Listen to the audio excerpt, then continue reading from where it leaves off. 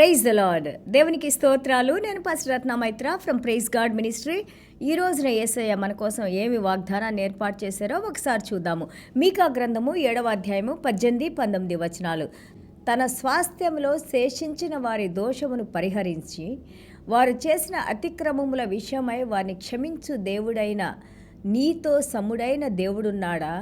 ఆయన కనికరము చూపిటయందు సంతోషించువారు కనుక నిరంతరము కోపముంచురు. ఆయన మరలా మన యందు జాలిపడును, మన దోషములను అణిచివేయును.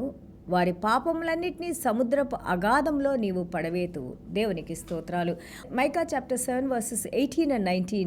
Who is a God like you, pardoning iniquity and passing over the transgression of the remnant of his heritage?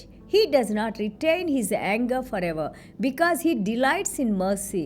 He will again have compassion on us and will subdue our iniquities. You will cast all our sins into the depths of the sea. దేవునికి స్తోత్రాలు. He will again have mercy on us. He will again have compassion on us. He will again start loving us like before, even though we have done many things, many mistakes, many wrongs in the presence of the Lord. But God is speaking to us through the మీకా గ్రంథం నుంచి ఈరోజు దేవుడు మాట్లాడుతూ ఉన్నారు. ఆయన మరలా మన యందు జాలి చూపి కనికరించి మన పాపాలనంట సముద్రంలోకి ఆయన విసిరేస్తారంట. అవి సముద్రం లోతులోకి వెళ్ళిన తర్వాత మళ్ళీ తిరిగి వచ్చాయి కాదవి. ఎందుకంటే దేవుడు he forgives us. What he meant to say is he's forgiving us. దేవుడు క్షమిస్తున్నారు. అండ్ ఆల్సో ఆయన మరలా మన యందు జాలిపడును. ఆయన మరలా మన యందు కనికరపడి జాలిపడి he has pity on us like a father how they have pity on they children. Same way living in God's forgiveness. ఈ రోజు నుంచి మనము ధైర్యంగా ఉండాలని దేవుడు మనతో మాట్లాడుతూ ఉన్నారు. దేవుని యొక్క క్షమాపణలో మనం జీవించడానికి, ఆ క్షమాపణ ద్వారా వచ్చే దేవుని ఆశీర్వాదాల్లో మనం జీవించి ఉండటానికి దేవుడు ఈ రోజున మనతో సంభాషిస్తున్నారు. భయపడబాకండి, రెస్పాండ్ టు హిమ్. మీరు తిరిగి ఆయన దగ్గరికి రండి అండ్ రిసీవింగ్ హిస్ మర్సీస్. ఆయన మరలా మన యందు జాలి పడటానికి ఆయన పాదాల దగ్గరకు వచ్చి ఆయన్ని వేడుకొందాము. ఆయన దగ్గర మనము మన పాపాలను ఒప్పుకుందాము, మనల్ని క్షమించమని వేడుకుందాము. దేవుడు గొప్ప దేవుడు కదా. As we learn, Jesus Christ is such a compassionate God. ఎక్కడైనా ఏ సమస్య ఉన్నా కానీ యేసయ్య హృదయం కనికరంతో నిండిపోయేది, కదిలిపోతుందంట. అలాగే ఈ రోజున నిన్ను నన్ను చూస్తున్న మన యేసయ్య కూడా మన యందు జాలిపడి కనికరపడి మనల్ని క్షమించి మళ్ళీ తిరిగి మనం పోగొట్టుకున్న సమస్తాన్ని ఇస్తానని ఈ రోజున దేవుడు మనతో మాట్లాడుతున్నారు. చూడండి, ఇక్కడ 5వ అధ్యాయం 2వ వచనం, అలాగే 2వ అధ్యాయం 1వ వచనము, అలాగే 2వ అధ్యాయం 1, 5, 6 వచనాలు, అలాగే 4, 12 ఇవన్నీ చూస్తూ ఉంటే యాక్చువల్గా 7 అధ్యాయాల్లో కూడా మనము ఎంతో చక్కగా మన క్రీస్తు, మన యేసయ్య గురించి ఆయన ఏ విధంగా వీటిలన్నిటిని మనకి అనుగ్రహించబోతున్నారో ఎంతో చక్కగా ఈ ప్రవక్త ద్వారా దేవుడు మనకి తెలియజేశారు.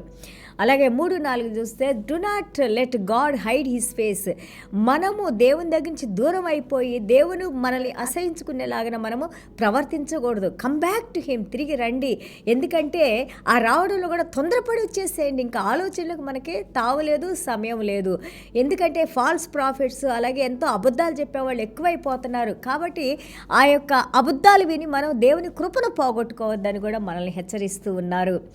చూడండి, ఇక్కడ 4:2 అంటారు, come let us go to the mountain of the Lord. మళ్ళీ తిరిగి మనం దేవుని సన్నిధానానికి వెళ్దాం, దేవుని మందిరానికి వెళ్దాం, దేవుని స్తుతించుకుందాము, దేవుని ఆరాధించుకుందాము, దేవుని ఆశీర్వాదాలు పొందుదాము. ఆశీర్వాదాలు ఎంతోమందికి మనం ఆశీర్వాదకరంగా ఉందాము.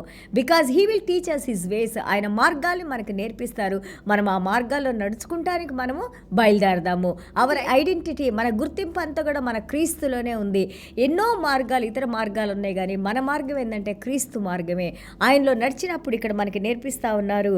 మనకి మీకా గ్రంథం 7:2 అంటున్నారు, భక్తుడు దేశంలో లేకపోయేను, జనులలో యథార్థవంతుడు ఒకడునూ లేడు, అందరూ ప్రాణహాని చేయుటకై పొంచి ఉండు వారే, ప్రతి మనుష్యుడును కిరాతకుడై తన సహోదరి కొరకు వలనను ఒగ్గును. సో ఎలాంటి పరిస్థితుల్లో మనం ఉన్నామంటే ఒకళ్ళు నమ్మే పరిస్థితిలోనే లేవంట. అలాగే ఒకరికొకరు కీడు చేసుకునే వాళ్ళంగా ఉన్నామంట. అలాగా ఉండొద్దని ఈరోజు దేవుడు చెప్తున్నారు. ఎవరు ఏ మార్గంలో వెళ్ళినా కానీ మీరు క్రీస్తును తెలుసుకున్న మీరు కేవలము క్రీస్తు మార్గంలోనే నడవండి. ఆయనతో మీరు సంభాషిస్తూ ఉండండి, ముచ్చడిస్తూ ఉండండి. ఆయన యొక్క కృపను పొందటానికి మీరు సహాయం కోసం ప్రార్థన చేస్తూ ఉండండి అని అంటున్నారు. 6వ వచనం చూడండి, కుమారుడు తండ్రిని నిర్లక్ష్య పెట్టుచున్నాడు, కుమార్తె తల్లి మీదకును కోడలు అత్త మీదకును లేచెదరు. ఎవరి ఇంట వారు వారికే విరోధులగుదురు. ఎంత గొప్ప మాట కదా. నవేడేస్ మనం చూస్తూ ఉన్నాం, మన ఇళ్లలో చూస్తున్నాము. తల్లి కూతురికి పట్టలేదు, లేదా అత్త కోడలికి పట్టలేదు, తండ్రి కొడుకులకు పడడం లేదు. ఇదంతా దేనికోసం వస్తూ ఉంది? Because of our selfish motives. మన హృదయంలో ఉన్న స్వార్థం వలన, లేదా మనమే హెచ్చుగా ఉండాలి, లేకపోతే ఆ విధేయత లేకపోవటం వలన, ఒకరంటే ఒకరికి గౌరవం లేకపోవటం వలన ఎన్నో రకాలైన సమస్యలు మనం ఇళ్లలో చూస్తూ ఉన్నాము. మనం పెట్టిన వాళ్ళే మనకి విరోధులు అవుతున్నారు, మనం చూసిన వాళ్ళే మనకి విరోధులు అవుతున్నారు, మన జీవితాలు సాక్రిఫైస్ చేసుకున్న వాళ్ళే మనకి విరోధులు అవుతున్నారు. ఎంతో దేవుని ప్రేమ చూపించిన వారే శత్రులు అవుతున్నారు. కానీ దేవుడు ఇక్కడ ఏమంటున్నారు? ఇక్కడ చూడండి, ఒక మాట ఎంతో చక్కగా ఉంది. అయినను, ఈ యొక్క ప్రవక్త రాస్తున్నారు, అయినను యెహోవా కొరకు నేను ఎదురు చూచేదను, రక్షణకర్తయగు నా దేవుని కొరకు నేను కనిపెట్టుకొని ఉందును, నా దేవుడు నా ప్రార్థన ఆలకించును. ఇలాంటి పరిస్థితుల్లో, కష్టాల్లో, శ్రమల్లో, ప్రతి గృహంలో ఏదో ఒక సమస్యలో ఉన్నా కానీ నేను మాత్రం దేవుడిని విడిచిపెట్టను. నా రక్షణకర్త అయిన యేసయ్య మార్గాల్లోనే నేను నడుస్తాను. యేసయ్య నాతో ఉంటారు, నాకు సహాయం చేస్తారు, ఎలాంటి కీడు నాకు సంభవించదు. ఎందుకంటే ఆయన మరలా మన యందు జాలిపడును. దేవునికి స్తోత్రాలు. నా శత్రువా నా మీద అతిశయింపవద్దు, నేను క్రింద పడినను తిరిగి లేతును, నేను అంధకారమందు కూర్చున్నాను, యెహోవా నాకు వెలుగుగా నుండును. ఇలాంటి విశ్వాసంలో మనం ఉండాలని మనకు నేర్పిస్తున్నారు. నా శత్రువా, నువ్వు చేసే ఆ యొక్క చెడ్డ పనులందు అతిశయపడబాకు. ఒకవేళ నేను కింద పడిపోయినా కానీ నా దేవుడు నన్ను లేపుతారు. ఒకవేళ నేను చీకట్లో ఉన్నా కానీ నా దేవుని వెలుగు నా మీద ప్రకాశింపజేసి ఆ వెలుగులో నేను నడవటానికి నా దేవుడు నా హస్తాన్ని పట్టుకొని నా మీద జాలిపడి ఆయన నన్ను లేవనెత్తుతారని ఈ రోజున దేవుడు మనతో మాట్లాడుతున్నారు. హౌ బ్లెస్సెడ్ వి ఆర్ కదా. ఎంత గొప్ప ఆశీర్వదించబడిన వాళ్ళం మనం. ఇక్కడ 11వ వచనం చూస్తే, నీ గోడలు మరలా కట్టించు దినము వచ్చుచున్నది, అప్పుడు నీ సరిహద్దు విశాలపరచబడును. నీ గోడలు పగిలిపోయిన నీ జీవితాన్ని మళ్ళీ తిరిగి కట్టడానికి ఈ రోజున దేవుడు నీతో మాట్లాడుతూ ఉన్నారు. భయపడబాకు, చింతించబాకు, నీ మీద జాలిపడి నిన్ను కరుణించి నిన్ను లేవనెత్తి నీ సమస్యలు నేను ఆలకించాను, నీ కన్నీళ్ళని నేను చూస్తున్నాను, నీ కన్నీళ్ళని నేను తుడిచాను, నీకు సహాయం చేయడానికి నేను నీ దగ్గరికి వస్తున్నాను. మళ్ళీ తిరిగి నీ మీద జాలిపడి నువ్వు పోగొట్టుకున్న సమస్తాన్ని మళ్ళీ తిరిగి నీకు అనుగ్రహించడానికి నీ దేవుడైన యేసయ్య నీతో ఉన్నారని ఇక్కడ మనకు తెలియజేస్తూ ఉన్నారు. అలాగే మనం చూస్తుంటే ఇంకా ఏ విధంగా అంటున్నారంటే, ఐగుప్తు దేశం నుండి నీ వచ్చినప్పుడు జరిగినట్టుగా నేను నీ జనులకు అద్భుతములు కనపరుతును. ఏ విధంగా అయితే మీరు నా యొక్క కార్యాలు ఇంత ముందు చూశారో అలాంటి కార్యాలు మళ్ళీ నీ జీవితంలో చేస్తాను. ఈ రోజున దేవుడు అంటున్నారు, ఇంతకుముందు నువ్వు చూసిన వాటి కంటే కూడా, నువ్వు పోగొట్టుకున్న వాటిలన్నిటి కూడా నేను తిరిగి నీకు ఇస్తాను. పడిపోయిన నీ గోడలు నేను కడతాను. నువ్వు కేవలం చేయాల్సింది ఏంటంటే దేవుని కోసం వేచి ఉండు, దేవుని యందు నమ్మకం ఉంచు.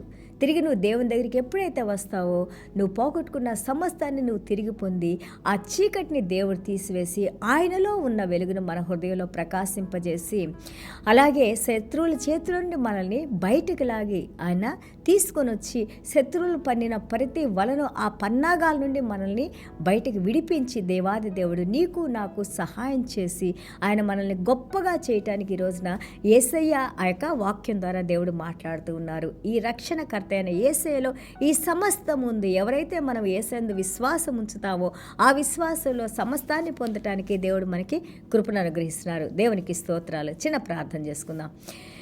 యేసయ్య మీకు స్తోత్రాలు, వందనాలు నాయనా. గొప్ప దేవుడు మీరు నాయనా.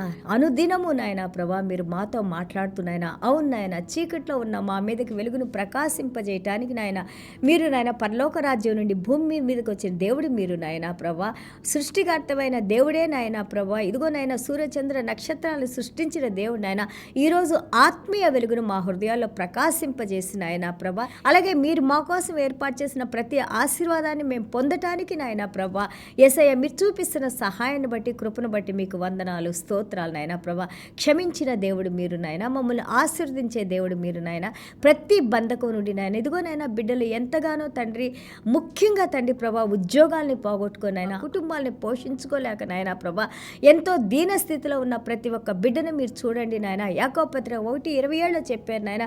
నిజమైన మతము ఏంటంటే నాయన ప్రభా యొక్క విధవరాలను అలాగే అనాథలను నాయన ప్రభా మేము చేరదీసి వారికి సహాయం చేసినప్పుడు దాని ద్వారా తండ్రి ప్రభా మీరు దేవుని కార్యాలు మేము చేస్తున్నాము అని అన్నారు నాయన. తండ్రి ఇదిగోనైనా ఉన్నవారు లేని వారికి ఇవ్వడానికి నాయన, అలాగే లేనివారు నాయన ప్రభా వారు ఆశీర్వదించబడటానికి నాయన, ప్రతి ఒక్కరూ సంతృప్తిగా ఉండటానికి నాయన ప్రభా, వారు కోల్పోయిన ఉద్యోగాలు తిరిగి పొందటానికి నాయన ప్రభా, ఆర్థికంగా నిలబడటానికి నాయన ప్రభా, అలాగే తండ్రి ప్రభా ఎన్నో నష్టాల్లో ఉన్న బిడ్డలకి ఇదిగో నాయన మీరు వారి హృదయాలతో మాట్లాడుతూ నాయన ప్రభా నేను మీతో ఉన్నాను, మీ మీద జాలిపడి ఈరోజున మీతో మాట్లాడుతున్నాను, లేగవండి మీరు నన్ను వెంబడించండి, నాతో ఉండండి, నా యందు విశ్వాసం ఉంచండి అని మీరు మాకు మీకా గ్రంథం 7వ అధ్యాయం ద్వారా మాట్లాడుతూ ఉన్నారు నాయన. అవును నాయన, ప్రతి ఒక్క కుటుంబంలో తండ్రి ఎన్నో కక్షలు నాయన, కోపాలు నాయన, విరోధాలు నాయన ప్రభా, సమాధానం లేదు నాయన. కానీ సమాధానానికి కర్తమైన దేవా మీరు ఎక్కడ ఉంటే నాయన ప్రభా అక్కడ సమాధానం ఉంటుంది నాయన. ముఖ్యంగా మా హృదయాల్లో ఉండి నాయన మాలో ఉన్న ఈ యొక్క అల్లకల్లోలాన్ని నాయన ప్రభా మీరు సరిచేసి నాయన ప్రభా ఇదిగో నాయన మీ పర్ఫెక్ట్ పీస్ నాయన, అలాగే మీ యొక్క పరలోక రాజ్యపు ఆశీర్వాదాలు నాయన మాకు మా బిడ్డలకి మాకున్న సమస్తాన్ని మీరు దీవించి నాయన ప్రభా మీరు మాతో నడుస్తూ నాయన ప్రభా ఇదిగో నాయన ప్రభా మీ హృదయాన్ని మేము సంతోషపరిచే బిడ్డలుగా మమ్మల్ని దీవించి నడిపించమని యేసయ్య దివ్యమైన నామలో తండ్రి ఆశీర్వదించి ప్రార్థన చేస్తున్నాం తండ్రి. Amen. God bless you all.